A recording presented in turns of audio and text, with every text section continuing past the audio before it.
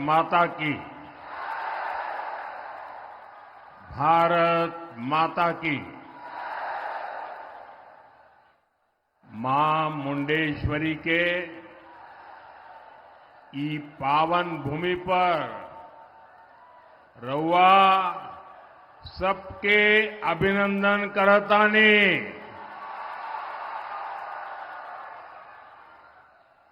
कैमूर की इस पावन भूमि पर चारों दिशाओं से आशीर्वाद बरसता है। मां विंध्यवासिनी, मां ताराचंडी, मां तुतला भवानी, मां छेरवारी सब यहीं आसपास विराजती है। चारों ओर शक्ति ही शक्ति का साम्राज्य है और मेरे सामने विशाल मातृशक्ति है जिनका आशीर्वाद हमेशा हम सभी पर रहा है, एनडीए पर रहा है। और मैं बिहार की मातृशक्ति का आभारी हूं। पहले चरण में एनडीए के उम्मीदवारों के पक्ष में जबरदस्त मतदान हुआ है। अब कैमूर की बारी है, अब रोहतास की बारी है। मैं इस मंच पर एनडीए के इन सभी उम्मीदवारों के लिए आप सभी का साथ और समर्थन मांगने आया हूं, आपके आशीर्वाद मांगने के लिए आया हूं। तो मेरे साथ बोलिए एक बार फिर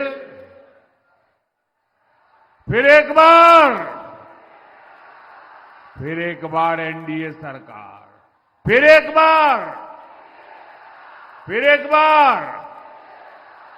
बार बिहार में फिर से सुशासन सरकार। साथियों, जब ये चुनाव शुरू हुआ था तो आरजेडी और कांग्रेस के लोग फूल के गुब्बारा हुए जा रहे थे।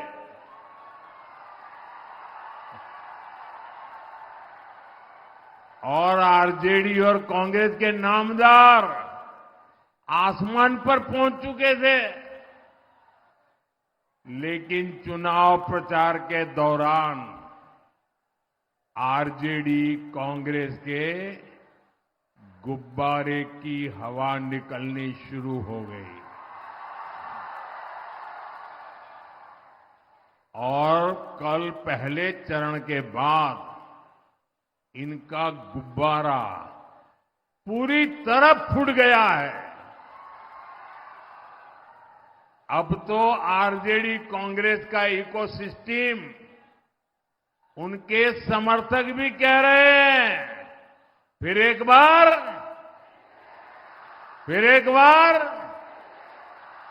साथियों, आरजेडी कांग्रेस ने बिहार के युवाओं को भ्रमित करने की बहुत कोशिश की, लेकिन उनकी सारी प्लानिंग फेल हो गई। इसका एक बहुत बड़ा कारण है बिहार का जागरूक नौजवान। बिहार का नौजवान ये देख रहा है कि आरजेडी कांग्रेस वालों के इरादे क्या है। साथियों, जंगल राज के युवराज से जब भी पूछा जाता है कि जो बड़े बड़े झूठ उन्होंने बोले हैं वो पूरे कैसे करेंगे, तो वो कहते हैं उनके पास प्लान है। और जब पूछा जाता है भी बताओ प्लान क्या है, तो उनके मुंह में दही जम जाता है, मुंह पे ताला लग जाता है, उत्तर ही नहीं दे पाते। साथियों, आरजेडी वालों का जो प्लान है, उससे मैं आज आप सबको और बिहार को भी और देश को भी सतर्क कर रहा हूं। आप देखिए, आरजेडी के नेताओं के किस तरह के गाने वायरल हो रहे हैं। चुनाव प्रचार के जो गाने हैं, कैसे गाने वायरल हो रहे हैं। आरजेडी वालों का एक गाना है, आपने भी सुना होगा, आपने भी शायद मोबाइल पे देखा होगा। आरजेडी वालों का एक गाना है, आएगी भैया की सरकार। क्या बोलते हैं? आएगी भैया की सरकार, बनेंगे रंगदार। आप सोचिए, ये आरजेडी वाले इंतजार कर रहे हैं कि कब उनकी सरकार आए और कब अपहरणीय, रंगदारी, ये पुराना गोरख धंधा फिर से शुरू हो जाए। आरजेडी वाले आपको रोजगार नहीं देंगे, ये तो आपसे रंगदारी वसूलेंगे, रंगदारी।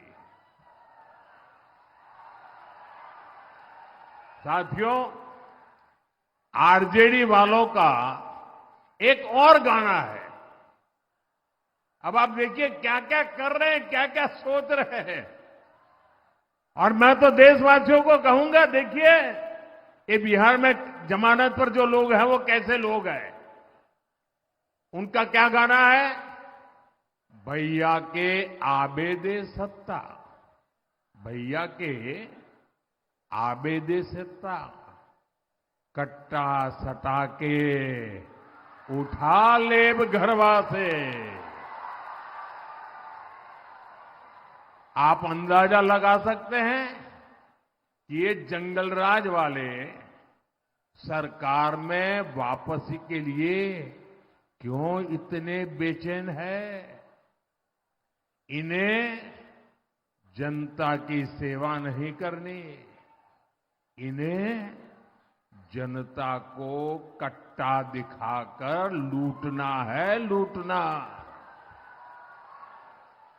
उन्हें घर से उठवा लेना है। साथियों, आरजेडी का एक और गाना चल रहा है।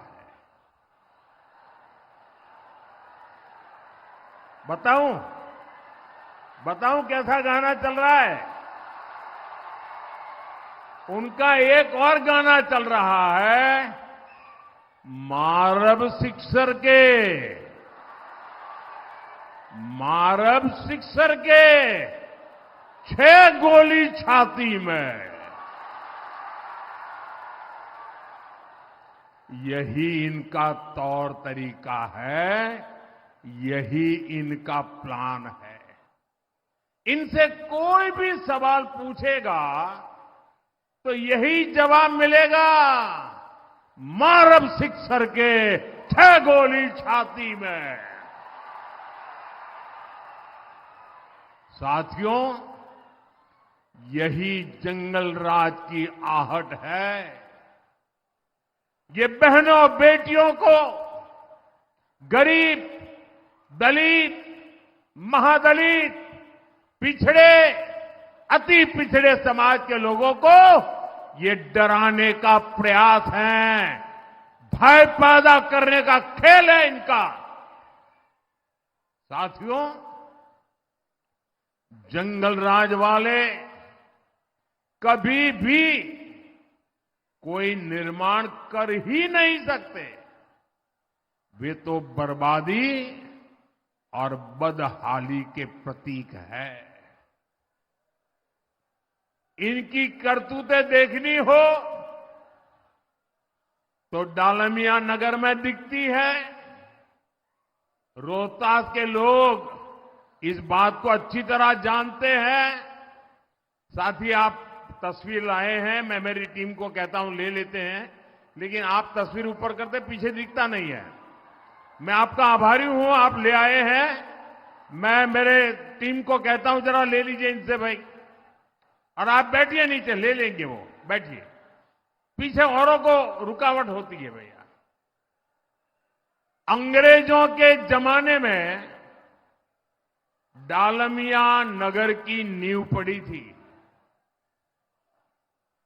दशकों के परिश्रम के बाद एक फलता फूलता औद्योगिक नगर बनता जा रहा था, लेकिन फिर से कुशासन वालों की राजनीति आ गई, कुशासन की राजनीति आ गई, जंगल राज आ गया, फिरौती, रंगदारी, करप्शन, कट कमीशन, हत्या, अपहरण, धमकी, हड़ताल, यही सब होने लगा।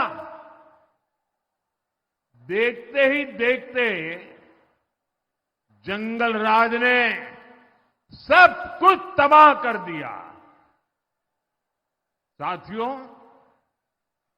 जंगल राज ने बिहार में विकास की हर संभावना की भ्रूण हत्या करने का काम किया था।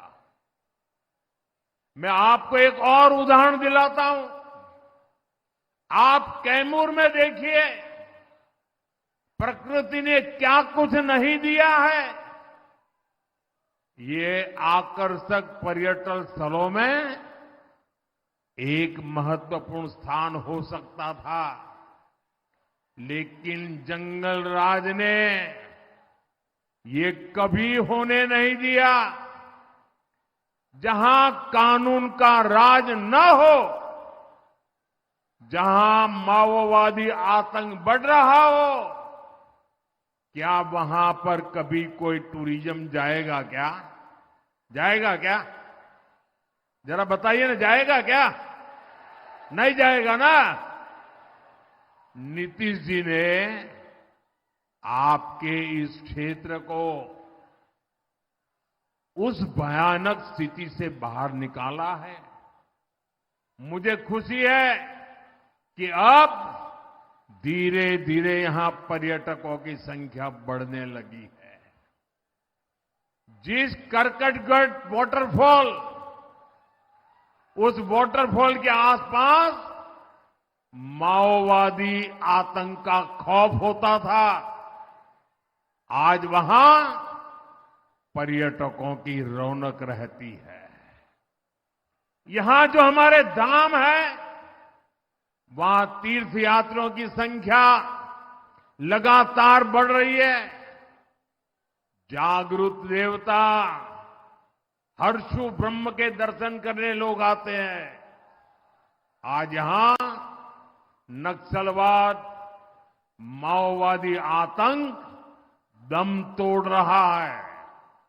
साथियों, यहां उद्योगों और पर्यटन की जो संभावनाएं बनी है, इसका हमें और तेजी से विस्तार करना है। देश विदेश से लोग यहां बिहार में पूंजी लगाने के लिए तैयार है। बस उन्हें लालटेन, पंजे और लाल झंडे की तस्वीर भी नहीं दिखनी चाहिए। अगर दिख गई तो दरवाजे से ही लौट जाएंगे। इसलिए हमें संकल्प लेना है, हमें बिहार को जंगल राज से दूर रखना है। साथियों, बिहार के इस चुनाव में एक बहुत ही खास बात हुई है।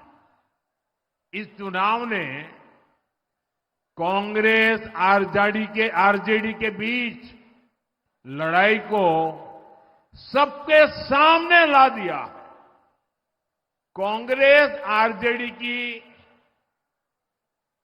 ये जो दीवार है ना, ये टूट चुकी है और कांग्रेस आरजेडी की टूटी दीवार पर ये लोग चाहे जितना पलस्तर कर लें, अब दोनों पार्टियों के बीच खाई गहरी होती जा रही है। पलस्तर से काम चलने वाला नहीं है।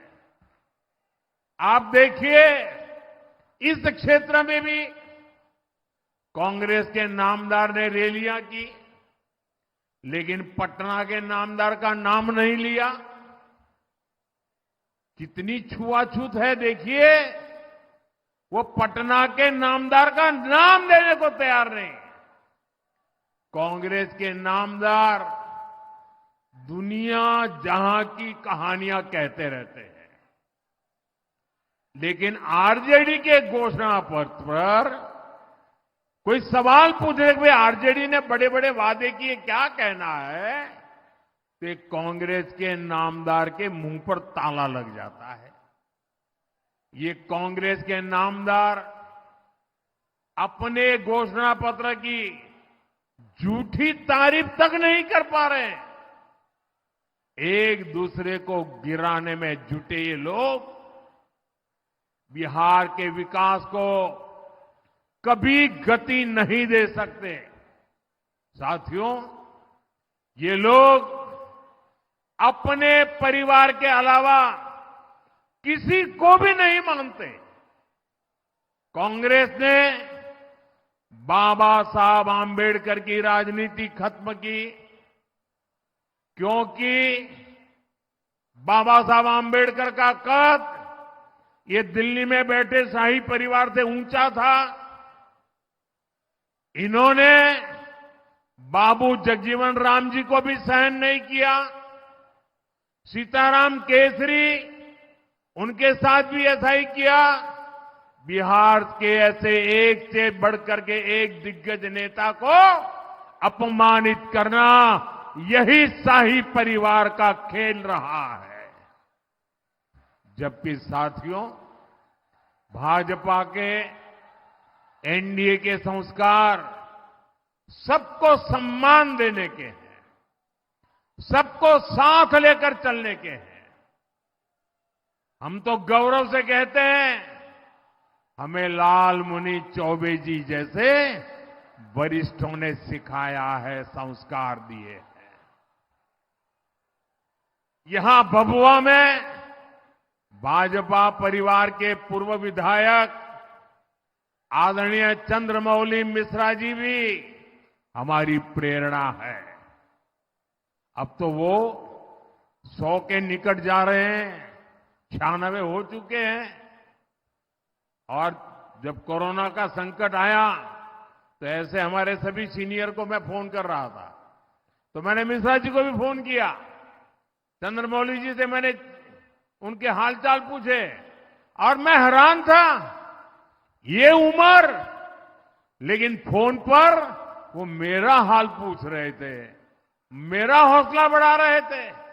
ये इस धरती में आदरणीय चंद्रमौली मिश्रा जी जैसे व्यक्तियों से सीखते हुए हम भाजपा के कार्यकर्ता आगे बढ़े हैं। साथियों, ऐसे वरिष्ठों से मिले संस्कारों ने हमें राष्ट्रभक्तों का, देश के लिए जीने मरने वालों का सम्मान करना सिखाया है। इसलिए हमने बाबा साहब आंबेडकर से जुड़े स्थानों को पंच तीर्थ के रूप में विकसित किया। और मैं तो काशी का सांसद हूं, मेरे लिए बड़े गर्व की बात है कि बनारस संत रविदास जी की जन्मभूमि है।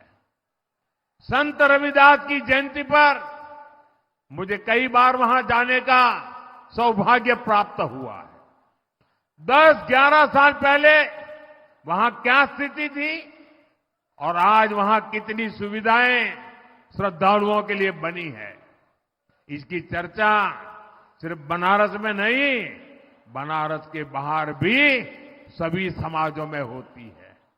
साथियों, बनारस ही नहीं, भाजपा सरकार मध्य प्रदेश के सागर में भी संत रविदास का भव्य मंदिर और स्मारक बना रही है। हाल ही में मुझे कर्पूरी ग्राम जाने का अवसर मिला था। वहां पिछले कुछ वर्षों में सड़क, बिजली, पानी, शिक्षा और स्वास्थ्य से जुड़ी सुविधाओं का विस्तार हुआ है। कर्पूरी ग्राम रेलवे स्टेशन को आधुनिक बनाया जा रहा है। साथियों, ये हमारी ही सरकार है जो देश भर में आदिवासी स्वतंत्रता सेनानियों के स्मारक बना रही है। भगवान बिरसा मुंडा के जन्म दिवस को हमने जनजातीय गौरव दिवस घोषित किया है।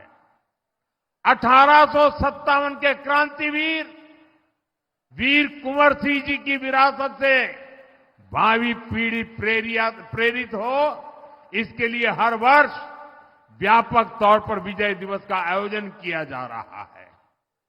साथियों, कैमूर को धान का कटोरा कहा जाता है।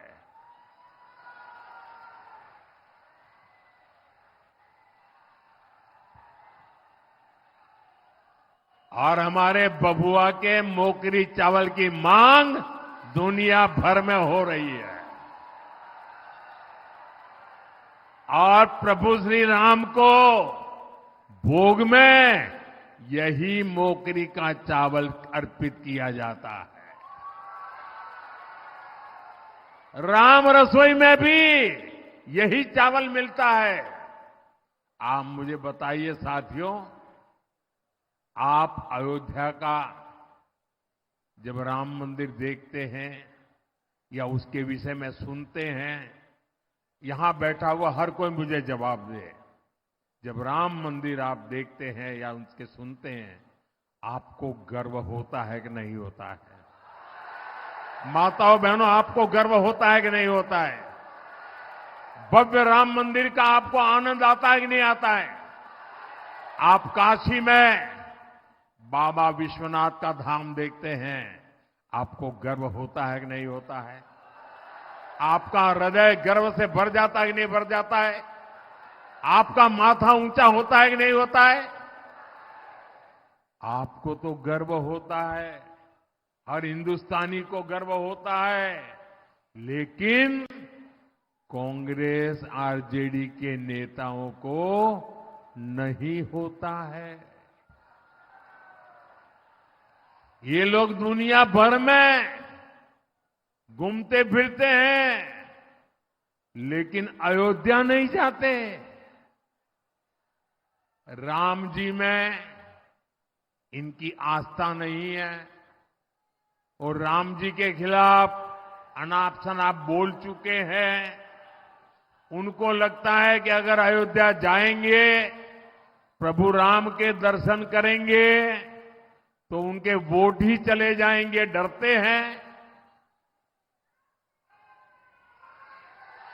उनकी कोई आस्था नाम की चीज ही नहीं है। लेकिन जरा मैं इन लोगों से पूछना चाहता हूं, ठीक है भाई, चलो, भगवान राम से आपको जरा भय लगता होगा, लेकिन राम मंदिर परिसर में ही आप में से तो लोग गए होंगे। उसी राम मंदिर परिसर में भगवान राम विराजमान है, वहीं पर माता शबरी का मंदिर बना है, महर्षि वाल्मीकि जी का मंदिर बना है, वहीं पर निषाद राज का मंदिर है। आरजेडी और कांग्रेस के लोग, अगर राम जी के पास नहीं जाना है तो तुम्हारा नसीब, लेकिन वाल्मीकि के मंदिर में माथा टेकने में तुम्हारा क्या जाता है? शबरी माता के सामने सर झुकाने में तुम्हारा क्या जाता है? अरे निषाद राज के चरणों में कुछ पल बैठने में तुम्हारा क्या जाता है? ये इसलिए क्योंकि वे समाज के ऐसे दिव्य पुरुषों को नफरत करते हैं, वो अपने आप को ही शहंशाह मानते हैं। और इनका इरादा देखिए, अभी छठी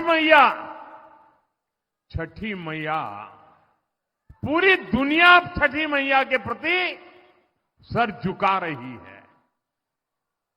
हिंदुस्तान के कोने कोने में छठी मैया की पूजा होने लगी है। और मेरे बिहार में तो ये मेरी माताएं बहनें 3-3 दिन तक इतना कठिन व्रत करती हैं और आखिर में तो पानी तक छोड़ देती है। ऐसी तपस्या करती है।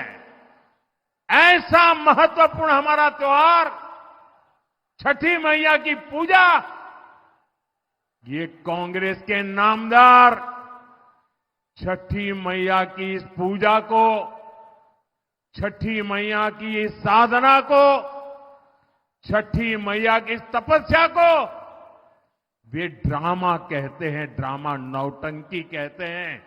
मेरी माताएं बहनें बताइए, ये छठी मैया का अपमान है कि नहीं है? ये छठी मैया का गौर अपमान करते हैं कि नहीं करते हैं? ये छठी मैया का व्रत रखने वाली माताओं बहनों का अपमान करते हैं कि नहीं करते हैं? अब मुझे बताइए, जो हमारी छठी मैया का अपमान करे उसको सजा मिलनी चाहिए कि नहीं मिलनी चाहिए? पूरी ताकत से बताएं, उनको सजा मिलनी चाहिए कि नहीं मिलनी चाहिए? अब मैं आपसे आग्रह करता हूं, अभी आपके पास मौका है उनको सजा करने का। 11 नवंबर को आपके एक वोट से उनको सजा मिल सकती है। सजा दोगे? सब लोग सजा दोगे? साथियों, ये आरजेडी कांग्रेस वाले हमारी आस्था का अपमान इसलिए करते हैं, हमारी छठी मैया का अपमान इसलिए करते हैं, हमारे भगवान राम का अपमान इसलिए करते हैं ताकि कट्टरपंथी खुश हो जाए, इनका वोट बैंक नाराज ना हो। साथियों, ये जंगल राज वाले तुष्टीकरण की राजनीति में एक कदम और आगे बढ़ गए हैं। ये अब घुसपैठियों का सुरक्षा कवच बन रहे हैं। हमारी सरकार गरीबों को मुफ्त अनाज, मुफ्त इलाज की सुविधा देती है। आरजेडी कांग्रेस के नेता कहते हैं ये सुविधा घुसपैठियों को भी देना चाहिए। गरीब को जो पक्का आवास हम दे रहे हैं वो घुसपैठियों को भी देना चाहिए, ऐसा कह रहे हैं। मैं जरा आपको पूछना चाहता हूं, ये आपके हक का अनाज घुसपैठियों को देना चाहिए क्या?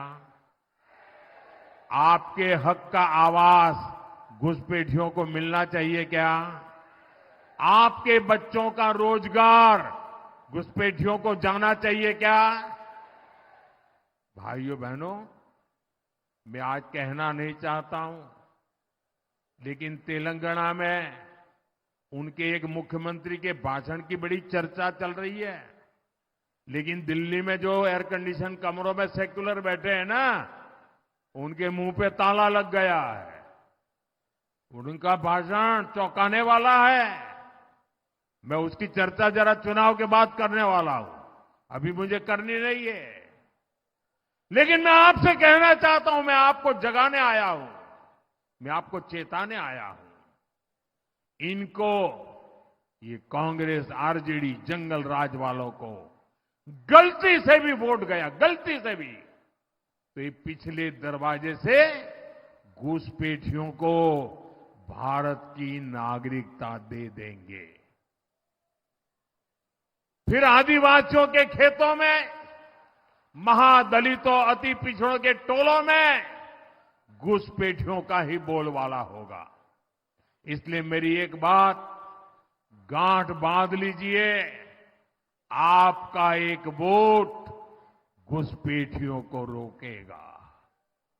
आपका एक वोट आपकी पहचान की रक्षा करेगा। साथियों, नरेंद्र और नीतीश की जोड़ी ने बीते वर्षों में यहां रोड, रेल, बिजली, पानी, हर प्रकार की सुविधाएं पहुंचाई है। अब इस जोड़ी को और मजबूत करना है। पीएम किसान सम्मान निधि के तहत किसानों को भी 6,000 रुपये मिलते हैं।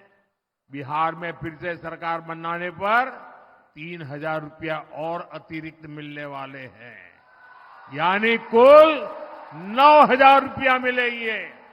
मछली पालकों के लिए भी पीएम मत्स्य संपदा योजना चल रही है। केंद्र सरकार मछली पालकों को किसान क्रेडिट कार्ड दे रही है। अब एनडीए ने मछुआरे साथियों के लिए जुब्बा सहनी जी के नाम पर नई योजना बनाने का फैसला लिया है। इसके तहत मछली के काम से जुड़े परिवारों को भी 9,000 रुपये दिए जाएंगे। साथियों, डबल इंजन सरकार का बहुत अधिक फायदा हमारी बहनों बेटियों को हो रहा है। हमारी सरकार ने बेटियों के लिए सेना में नए अवसरों के दरवाजे खोले हैं। सैनिक स्कूलों में अब बेटियों भी पढ़ाई कर रही हैं। यहां नीतीश जी की सरकार ने बेटियों को नौकरियों में आरक्षण दिया है। मोदी का मिशन है कि बिहार की लाखों बहनें लखपति दीदी बने। नीतीश जी की सरकार ने भी जीविका दीदियों के रूप में बहनों को और सशक्त किया है। साथियों, आजकल चारों ओर मुख्यमंत्री महिला रोजगार योजना की चर्चा है। अभी तक 1,40,00,000 बहनों के बैंक खाते में 10-10 हजार रुपया जमा हो चुके हैं। एनडीए ने घोषणा की है कि फिर से सरकार बनने के बाद इस योजना का और विस्तार किया जाएगा। साथियों, बिहार आज विकास की नई गाथा लिख रहा है। अब ये रफ्तार रुकनी नहीं चाहिए। आपको खुद भी मतदान करना है और जो साथी त्योहार मनाने के लिए गांव आए हैं उनको भी कहना है कि वोट डालकर ही वापस लौटे। याद रखिएगा, जब हम एक एक बूथ जीतेंगे तभी चुनाव जीतेंगे। जो बूथ जीतेगा वो चुनाव जीतेगा। एक बार फिर मैं अपने इन साथियों के लिए, मेरे सभी उम्मीदवारों से मैं थोड़ा आग्रह करता हूं, आगे आ जाइए। बस इतना ही रहेंगे तो चलेगा। मैं मेरे इन सभी साथियों से उनके लिए आपसे आशीर्वाद मांगने आया हूं। इन सबको विजयी बनाइए। मेरे साथ बोलिए, भारत माता की, भारत माता की, भारत माता की, वंदे वंदे वंदे। बहुत बहुत धन्यवाद।